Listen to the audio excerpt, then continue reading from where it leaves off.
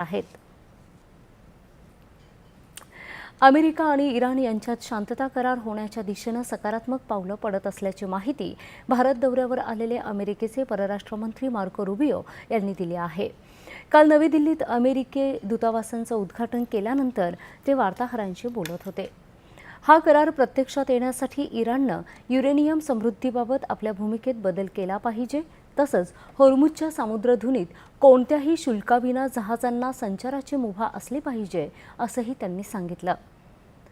अमेरिकेचे अध्यक्ष Donald Trump यांनी देखील याच आशयाचं ट्विट केलं असून हा करार दृष्टीपथात असल्याची माहिती दिली आहे। मात्र अमेरिकेनं युद्ध थांबवण्यासाठी इराणच्या मागण्या मान्य कराव्यात, अन्यथा अमेरिका आणि त्यांच्या मित्र राष्ट्रांना भविष्यात मोठं नुकसान सहन करावं लागेल, असं इराणच्या संरक्षण मंत्रालयाचे प्रवक्ते रझा तलेई यांनी म्हटलं आहे। त्याशिवाय हे युद्ध थांबवण्याचा दुसरा मार्ग नाही, असंही त्यांनी यावेळी स्पष्ट केलं आहे। केंद्र सरकारनं विकसित भारत जी रामजी कायदा